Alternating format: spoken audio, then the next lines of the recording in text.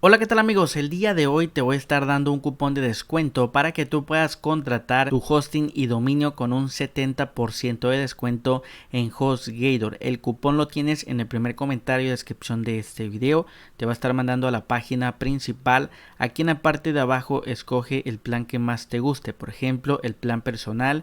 Dale clic contratar ahora. Después yo te recomiendo contratarlo a 3 años porque así te ahorras bastante dinero y es un beneficio para ti. Después clic abajo, ir al carrito. Recuerda que también te van a estar regalando un año de dominio completamente gratis. Aquí debes de escribir el dominio que tú quieras registrar. Después dale clic a esta lupa de color azul para verificar que el dominio esté disponible y se pueda registrar. Te va a aparecer así: dominio disponible, te va a aparecer dominio gratis. Dale clic abajo, adicionar dominio, y como puedes ver de nuestro lado derecho tienes el cupón 100% real del 70% que te están aplicando. Dale clic abajo, continuar con la identificación. Te va a estar mandando para que tú te crees la cuenta. Importante que puedas ingresar todos los datos. Una vez que los rellenes, dale clic crear una cuenta. Después te va a mandar a que tú completes tu registro. También es importante que puedas ingresar los datos que te pide el sistema, y por último dale clic abajo, continuar al pago. Te va a estar mandando amigos para que tú ya puedas pagar. Yo te recomiendo pagar con tarjeta o con PayPal,